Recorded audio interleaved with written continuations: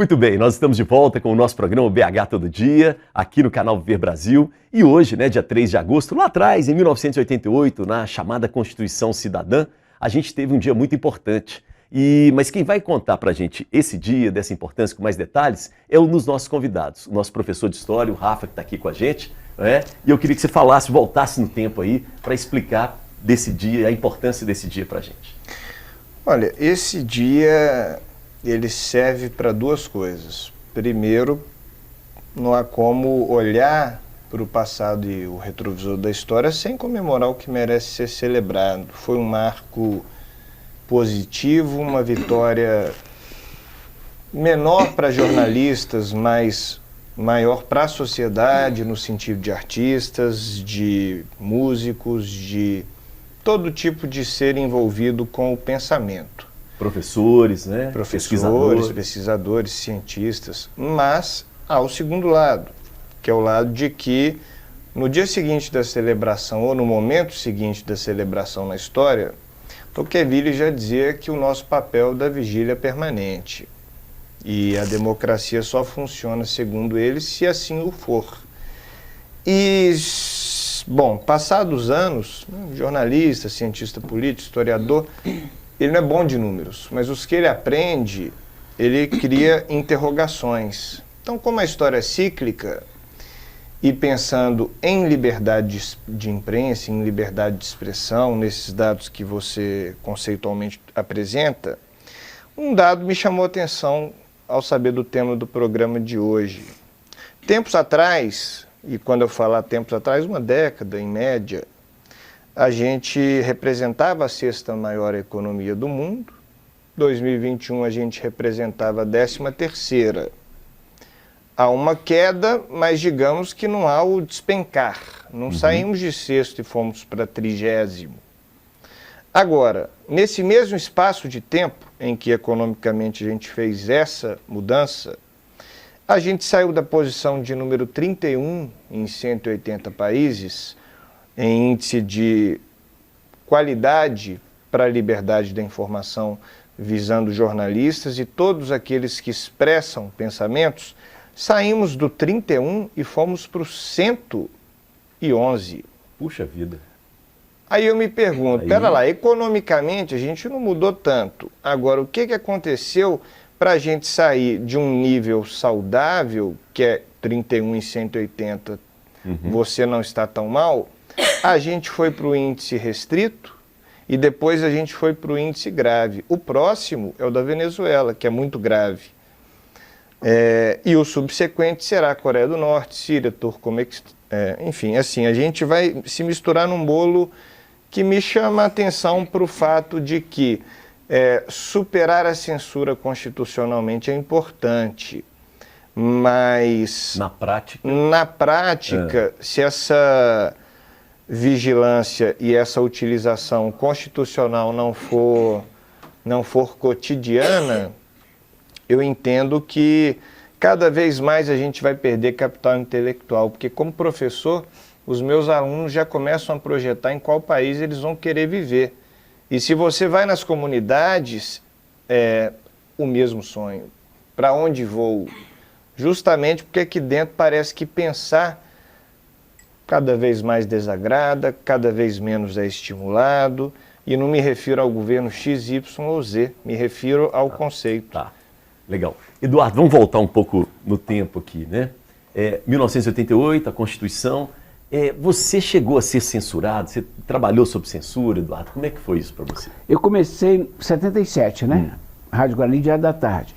A gente ainda tinha algumas limitações. Por exemplo, você tinha que falar movimento paredista, você não podia falar a palavra greve. Tá. Olha só, eu não sabia disso. A gente ia para cobrir a greve, Em 81 nós tivemos movimentos mais contundentes, como, por exemplo, tomada do campo do Atlético pelo pessoal da construção civil. Isso, virada de um carro.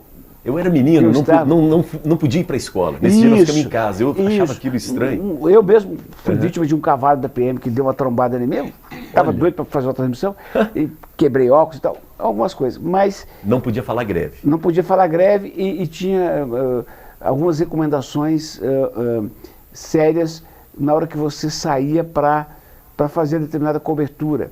E lembro-me, eu estava na Guarani nessa época, o Leonel da Mata era repórter da Itatiaia, e ele leu um manifesto de 7 de setembro, salvo engano, do PCdoB, um manifesto que contrariava o regime, e ele, como editor, o Samuelito, eles foram processados em Juiz de Fora na Lei de Segurança Nacional. Não acredito. Isso quando? Nos anos 80? Anos 80. Samuelito? Anos 79, se não me engano. Sim. E depois foi absolvido e tal. E eu tive o privilégio de, pela Itatiaia, estar em Brasília, tanto no dia da instalação, em outubro de 86, quanto da promulgação da Constituição, em 88. De fato, ela trouxe avanços que a gente não pode ignorar. Mas eu ainda insisto, há 30 anos eu falo no rádio 3 coisas, Elisa. Eu falo todo dia que nós precisamos ter uma mineração que respeite a vida, que nós precisamos, no caso de Minas Gerais, ter vínculo permanente de governador e prefeito da capital, porque nunca tem, eles estão sempre brigando, e que nós precisamos fazer uma Assembleia Nacional Constituinte exclusiva. Você fala isso mesmo. E que você gostaria de participar, inclusive. Feita por não os políticos. Não políticos. De gente que não quer ser. Sim. Ajuda a fazer e entrega para eles, mas assim, cumpram. E, inclusive, para a Constituição outra das Cortes Superiores. Para a gente não chegar lá como chega hoje. Tá. No Supremo. Não pode chegar do jeito que chega. Você tem alguma ideia para como chegar no Supremo? Tem. Que não seja dessa forma? Tem. A primeira coisa que eu acho é que tem que ser juiz. Tá. Ele tem que ter uma trajetória, primeira instância, segunda instância, instância especial, Tribunal de Justiça, uma corte como o STJ e depois Supremo. É requisito número 1. Sim. Não pode um advogado, eu sou advogado, o Rafa é político famoso, eu advogo para ele a vida inteira, ele chega ao poder, me indica, o Congresso me aprova, eu viro Sim. Então eu viro, na verdade, um homem dele. É mais ou menos como o nosso Tribunal de Contas aqui do Estado. Sim. É a Assembleia que indica. E ela faz de forma que os representantes que vão sempre representam o governo. Isso mesmo. Então eu quebro o seu gás, quebro dele, eu joguei porra. Isso é demais, né? Muito bom. O Supremo, por exemplo, o Supremo está julgando hoje uma lei que retrocede a lei de responsabilidade fiscal e desobriga os caras do passado. E a lei vai estabelecer que só será culpado aquele que conseguirem provar que teve manifesta intenção de fraudar. Então, aquele negócio do Chaves, foi sem querer, o cara não vai pra cadeia, não. Aí é brincadeira. Agora, Eduardo, vamos para os dias de hoje, né? O Rafa até colocou aqui a situação do jornalista, né, no Brasil hoje. Como é que anda a situação do jornalista hoje aqui? A censura ainda está presente, Eduardo? Tá, e ela não é política, né? Os políticos não têm essa força toda, ela é econômica. Na medida que entra a verba, tem um certo cuidado e tudo. Eu sou um cara que já sei mesmo onde que a banda toca. Isso. Então você tem que falar aquilo que você tem certeza, segurar com muita responsabilidade e maneirar no conteúdo, porque você sabe que vai ter reclamação, vai ter pedido daqui e dali. Então, eu ia muito à faculdade, as meninas perguntavam assim: você fala o que quer da rádio? Eu falei, nem em casa. Ótimo você falar isso. Nem em casa. Porque não fala. Não fala, não, ué. O jornalista faz parte de uma engrenagem. Agora, você também não precisa se sentir subjugado. Claro, tem gente de falar. Tem gente de falar. Isso Exatamente. mesmo. Perfeito. Armando Nogueira. Criticar sem ofender, elogiar sem bajular. Tem como falar, tem como driblar. E aí a arte nos ensina, né? Os artistas dessa época da ditadura. Isso, porque assim, por exemplo, eu tenho hoje um palco. Isso. Né? Uma casa que vários artistas têm show todo dia. Então. E o show é ao vivo ali, a pessoa não tem controle, né? E aí ela tem o direito de se expressar. Sim. Cada um ao seu modo. Quantos anos batalhamos para isso, né? Ter essa liberdade. Então eu acho assim que é importante e é um direito, né? A expressão, qualquer forma de expressão. E aí ensino muito para os meus alunos, acho assim, que através da música, da arte e do que ele se propõe, ele pode subir ali e falar tudo. Agora, não faça também do palco um palanque. Essa diferença né? É difícil, porque né? Como isso do microfone não é um palanque nosso, também. Não é verdade? Como também microfone. Eu acho, assim, é o meu pensamento. Faz sentido. E você sabe por que eu admiro esse seu raciocínio? Porque na hora que você faz do palco um palanque, você pode estar com uma ideia que deve se respeitar, mas que é agressiva a quem está desprestigiando. Exatamente. Cujo Quer objetivo não é esse. Não foi lá para isso. Né? Então, através da música, da arte, da expressão, eu posso tudo. Legal. Né? Depende de Agora, eu não posso chegar na missa e subir lá no altar e fazer um palanque. Lá também, no altar da Casa Outono, né? Isso. Eu tenho que saber qual que é o lugar. Perfeito. Então, eu penso isso, assim.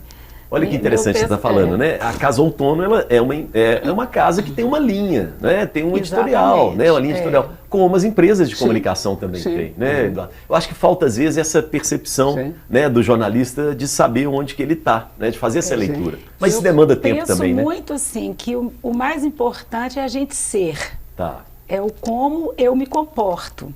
Não precisa de eu estar gritando e berrando. É verdade. Né? Tá bom. Basta você olhar a minha pessoa, né? O que eu escolho, Isso, que você vai saber quem é você. Vai saber quem né? sou eu. Tá. O Rafa, você quer falar, mas segura um pouquinho, porque eu quero colocar a Kelly, né? Porque eu queria entrar nas redes sociais, Kelly. Né? E você tem trabalhado com isso, né? Você tem ajudado empresas ligadas ao projeto Amor de Mãe, que são empresas de mulheres empreendedoras, mães, a administrar as redes sociais. E aí eu já queria entrar um pouco nisso, assim, né? Nas redes sociais, né? Aquele mundo ali, vale tudo? Pode falar o que quiser? Ou existe uma censura, um controle? Como é que você vê essa questão, hein, Kelly?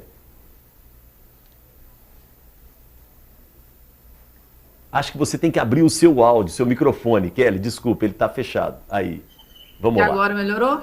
Perfeito! Adoro ouvir sua voz. Desculpa. Vamos lá. Não há censura na internet quando a gente fala de gestão de redes sociais. O que acontece é que você tem que saber se posicionar, né? A gente costuma dizer que nós somos como um diamante, que tem vários lados. Então, você escolhe qual que o lado você quer mostrar para os seus seguidores. Qual o seu lado ele vai fazer com que você tenha mais retorno, vai fazer com que as pessoas gostem mais de você e te sigam. Então, a gente, como os jornalistas, né, a gente tem que saber o nosso lugar e como nos posicionar. Ok, mas agora, pensando em termos de publicidade, que está muito próximo ao que você faz também, né? Não é só jornalismo, é publicidade também, dos comércios, né? Dos negócios. A publicidade hoje tem uma linha, algumas pessoas até criticam muito, falando, é muito politicamente correto, né? A publicidade hoje não tem a liberdade e a criatividade que tinha anos atrás. Tem uns saudosistas que falam isso, essa propaganda era tão boa na minha época, hoje se fosse o Ares seria proibida. Como é que você vê essa situação, hein, Kelly? A publicidade nas redes sociais, ela não tem muito esse controle, a não ser que sejam empresas muito grandes, né, que possam receber essa censura. Para empresas menores, microempreendedores, elas, na verdade, têm uma liberdade muito grande nas redes sociais. Mas, ela por exemplo... na verdade, o que ela quer, cria a sua linha editorial, né, cria a linha qual que é o critério que ela quer seguir, e a única coisa que as redes sociais elas te limitam é referente à nudez, a conteúdos, né, que são inapropriados para crianças. Isso aí a gente sente uma certa limitação. Você faz parte de uma rede de mulheres, né? Então, ali as mulheres estão juntas. E ali me parece que também essa questão, né, do combate ao machismo, preconceito contra as mulheres, vocês estão firmes nisso, não é? Então, o Grupo Amor de Mãe, ele é um grupo hoje com mais de 25 mil mulheres no Facebook, começou tudo no Facebook, e dali surgiu o primeiro grupo de mulheres empreendedoras. Eu faço parte desde o primeiro encontro, que eram somente 20 mulheres, e o que são esses encontros? São encontros onde as mulheres se fortalecem seus negócios e criam uma rede de indicações. Através desse grupo, surgiu a primeira loja colaborativa, né, de Minas Gerais, que foi dentro do Shopping Del Rey, e hoje eles já se estenderam para vários outros shoppings. Então, é uma iniciativa muito bacana, porque deu força às mulheres que tinham problemas com o regime CLT. A gente está falando de censura, e embora seja muito vedado isso, no mundo corporativo, mulheres que têm filhos, elas são muito censuradas. né? Parece que quando, eu costumo dizer que Bem parece lembrado. que quando você tem filho, você deixa, você volta a trabalhar no CLT, e aí quando você volta da sua licença, parece que você deixou na maternidade toda a sua bagagem, todo o seu conhecimento, e você não tem aquele mesmo valor que você tinha antes de ter filhos, né? O que muitas empresas não percebem é que quando a mulher ela tem o filho, a força dela ela aumenta, porque você tem mais motivos para correr atrás e para se dedicar e querer se destacar no seu negócio. Então, muitas mulheres entraram no empreendedorismo por conta desse machismo, né? Mesmo que seja vedado, no mundo corporativo. Bem lembrado. Deixa eu aproveitar e voltar com o Rafa. O Rafa queria falar, né? Agora já deu um apanhado mais geral aqui, até a publicidade entrou também, Rafa. Sobre publicidade e sobre um aspecto que o Eduardo falou, defendeu a ideia de que em Minas a sociedade tem como fazer um papel de protagonismo tão ou mais importante que o político. E aí, falando sobre publicidade, eu lembro uma breve passagem que a sociedade é um pouco mais inteligente que os órgãos de governo ou de ditaduras. Porque, por exemplo, quando me formei em jornalismo, e desde então sou parceiro de trabalho deles, eu acompanho o Capital Inicial com projetos e trabalhos, e eles contaram uma história de que o primeiro disco deles tinha uma crítica direta a Veraneio Vascaína, Sim. que era como ficou conhecido o carro da polícia isso mesmo. de Brasília, porque era branco, preto, cinza e vermelho. Isso aí. E Essa como música tinha, é muito como tinha essa legal. música, bom, antes teve Cálice, que a censura deixou passar, não sei. Que não entendeu. Os meus alunos de 12 Genial anos, isso, de né? 12 anos, os meus alunos de 12 anos entendem sem eu falar nada. Mas ok. Veraneio Mas Veraneio Vascaína, Vascaína não- qual foi a ideia que a ditadura teve? Colocar o disco com um lacre proibido para menores de 18 anos. Pronto, todo mundo quer O ouvir, Capital né? Inicial, falando em publicidade, chegou Adorou. a duas conclusões. É. Primeiro, que eles haviam ganhado um presente, e isso realmente os projetou para o Brasil, Sim. essa propaganda às avessas, proibido, poxa, então leva seu irmão mais velho para comprar. Aí comprava-se mais discos e mais discos, e eles venderam quase tanto quanto a Legião Urbana, que era anos-luz E não tinha maior do que isso, eles. do que o Capital, né? Então a ditadura, assim como os órgãos políticos e as instâncias políticas atuais, elas não são superiores em intelecto que a sociedade. Prova disso está aí. E consinto com o Eduardo com relação à escolha de pessoas, né? O meu sonho é a gente poder fazer o que a Inglaterra faz. O primeiro-ministro comete um erro, ele é demitido ou pede demissão. Sim. No Brasil é um parto para tirar um político do poder. Sim. Ou você tem que passar por... Você tem que fazer pactos Não com importa outros se é políticos para prefeito, tirar. governador, se é presidente, não importa, mas é uma trabalheira. Lá não, bom, uma turma decidiu que, a maioria decidiu que, bom, troca-se. Para mim, por exemplo, vou dar um assunto e acabar. Eduardo Costa virou presidente do Brasil, 2026. Não me deseje. Eu só vou desejar boa sorte. Ele virou presidente em 2026, o Brasil tinha 5% de analfabetos. Em 2027, Elias, tinha 7%. Aumentou 2% o número de analfabetos, segundo os dados do IBGE, um órgão científico. Isso. Ele aumentou 2% o número de analfabetos. Está demitido, Eduardo. E quando é primeiro-ministro, você não tem o trauma, né? De tirar um presidente. Verdade. Agora, a justiça é um negócio fantástico. Ontem, o TRE, Tribunal Regional Eleitoral de Minas, decidiu que é nula a eleição de 3 deputados do Partido Avante. Partido do Tibé. Jarone Tibé e mais um. E Gleice. Só que o TSE precisa concordar e não vai. Mas ainda que o TSE concorde, é nula a eleição deles, eles vão ser eleitos de novo De agora em novo. outubro. Passaram-se 4 anos. 4 anos. Não faz sentido, né? Não faz sentido. Pra que né? isso? Pra que isso? E ainda estão discutindo, juristas de um lado, juristas do outro, se eles devem ou não se tornarem inelegíveis. Bom, vamos voltar para as coisa, artes. né? Celinha, eu perguntei para o Eduardo se ele sofreu algum tipo de censura, ele falou um pouco, né? E você, Celinha, como é que foi no seu caso? Assim? Não, eu assim, eu lembro assim de coisas, por exemplo, meu pai era do Banco do Brasil, ele participava de várias coisas, mas minha casa... Os sindicatos bancários sim, eram muito fortes. Muito forte, né? Mas não deixava a gente participar muito. Ele tentava te preservar, né? Não sei se era uma coisa assim da cultura, Sim. né?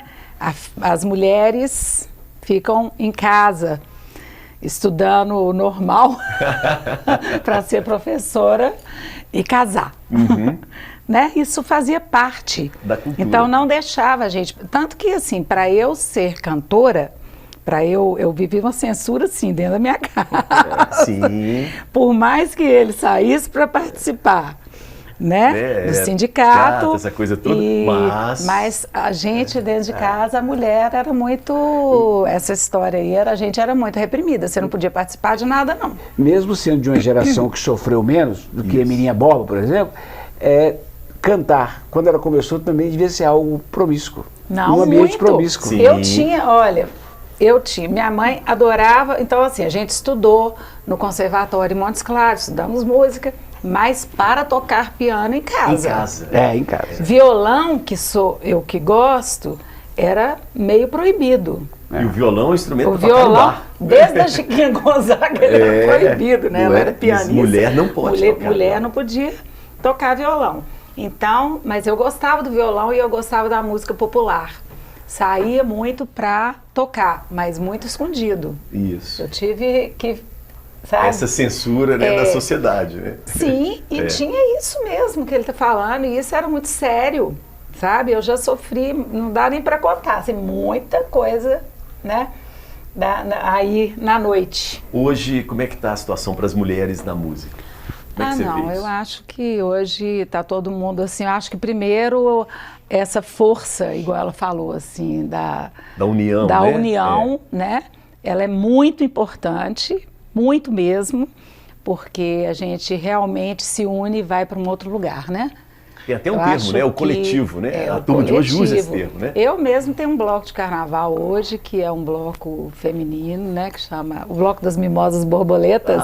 Gente, você lembra que eu participei lá das marchinhas? Do concurso Marchinhas. Você que estava lá. Foi. Eu até ganhei o segundo lugar. Mimosas Borboletas, né? Me lembrei o Bloco agora. das Mimosas Borboletas. E eu, quando coloquei Mimosas Borboletas, é exatamente para falar disso, assim, porque a minha faixa etária não foi para a rua fazendo esse movimento. Perfeito. Então, as mimosas borboletas nós podemos e devemos falar em qualquer idade, e não precisa ser de forma agressiva, porque as minhas alunas de 70 querem falar, mas têm medo até hoje. Sim, sim. Eduardo, você tem filhas, né? Você nota essa geração nova, né? Isso que a Celinha falou, de mulheres mais libertas, assim, mais se posicionam mesmo? Como é que é? Engraçado que eu tenho uma de 41, vai fazer 41 e outra que fez 21. Então é geração. Gerações diferentes. A mais velha falou assim, cuidado com isso aí, que a Sara tá chegando. A Sara é feminista, rapaz, mas um tanto. A Sara é de 21 anos? Mas é feminista um tanto, um tanto. Tem que tomar todo cuidado com o que vai falar com ela. Até mesmo uma gracinha tipo, Fernanda, que colega essa sua que trem arrumada era, pai. E o respeito, pai. Então sim. Você nota essa diferença? Muito. Nas suas produtoras, as jornalistas da Itatiaia. Muito. As empresas hoje estão com o tal do compliance, né? Isso. Aquele hábito do cara engraçadinho que nem eu, mas que delícia, acabou tudo. É assédio. E você, Eduardo, você consegue se adaptar? Você entende isso? Porque tem gente mais velha que não entende, que fica resistindo. Compreendo, sofro e vou me educando. Boa. Neta, eu sou um cara Joanesburgo, né? eu tô mais para... Eu sou cafunfo, né? Mas... Tamo junto. Eu me considero mais afro-brasileiro. E casei com uma mulher branca e tive uma filha branca. Minhas duas filhas são brancas. Então, eu adorava os dias seguintes à maternidade, à infância, assim, tá vendo? Melhorei a raça. Aí, nada acontecia. Outro dia eu vou visitar, numa das muitas vezes que eu vou ao hospital, eu vou visitar a minha piquitita, Clara. a Clara, que é loura, E chegou o pai de um outro menino lá, Zé Pedro acho que está de olho nela, sabe? Zé Pedro tá de 6 meses e a de 7 acho que ele está de olho nela. Aí eu falei, Zé Pedro, você tira o olho aqui da minha loura, minha galega, porque eu estou melhorando a raça, tá? A Fernanda me deu a cotovelada. Pronto. Eu tive Não fale isso, uma pai. enfermeira mais escurinha que eu. Eu falei, eu não vou falar mais nada nesse mundo. Diga. Mas é bom para corrigir. Tem que corrigir. Isso. Mas você é um cara eu sofro, mas quero corrigir. Isso é legal. Deixa eu te falar um negócio. Em defesa do Eduardo, na função de jornalista, as duas últimas pessoas que eu levei pro Eduardo foram o Samuel Rosa Sim. e com o filho, na ocasião, e a Aline Calisto. Foram as duas últimas pessoas que eu levei para o Eduardo como jornalista, que são meus parceiros de trabalho. Primeiro, Samuel e a Aline foram tratados da mesma forma. Então, a maneira como observo... E eu observo o seu ofício por uma admiração geracional. A minha geração admira a sua forma espontânea, inclusive... É uma referência. É uma referência. Eu fico olhando para o Eduardo. Tratou do mesmo jeito as duas. Só que a Aline está bem puxada para a filha dele. A Aline Calisto, ela é politicamente isso mesmo. fervorosa. Quando ela soube do convite da produtora do Eduardo, ela ficou feliz. Quando eu a busquei, a gente foi conversando feliz. Quando ela esteve 1 hora conversando, porque o Eduardo conversou, tinha um monte de homem, tinha um psicólogo, tinha um psiquiatra, não sei. Eduardo focou na Aline, foi com a Aline, tratando numa gentileza, fez as suas brincadeiras aqui e ali. Ela foi embora totalmente feliz, chegou e... Esse homem é bom, né? Eu falei, é por isso que eu te levei nele, ué. Você acha... Não vou te levar numa fria, né? Não. Então, assim, isso que ele está dizendo de se reeducar, eu tenho 32, mas eu também preciso me reeducar. Na função de professor, politicamente falando, por exemplo, porque o cientista político que estava acostumado a uma vida de jornalista, de repente se tornar historiador e de 7 às 10 todo dia dar aula de história, de 7 às 10 entre 4 paredes com dezenas de vidas à minha frente, a minha responsabilidade ela é inquebrável. Se eu tenho a preferência X, não importa, deixou de existir. Qual que é a idade dos seus alunos? Olha, era de 12 a 18, mas... Adolescente. Mas eu sou metade do tempo, eu sou o comecinho do dia professor, o resto eu trabalho para políticos, de todas as ideologias. O que é mais desafiador ainda, porque a chave precisa virar, durante o dia ela vira e desvira 11 vezes atualmente. Você é um artista, rapaz. E no dia seguinte de manhã eu esqueço tudo e vou ensinar história. Depois da sala de aula volto para o mundo Bem-vindo à vida adulta, um jovem de 32 anos. E aí todos nós precisamos desse aprendizado constante. Isso é muito importante, essa virada de chave. Não é? Que é o respeito, né? Isso aí. Com o outro, com os outros, né? Muito bom. Gente, seguinte, nós precisamos respeitar agora o tempo, porque eu preciso ir para o intervalo. E daqui a pouco a gente volta no último bloco do nosso programa BH Todo Dia, tá bom? Maestro, vamos para o intervalo, vamos lá.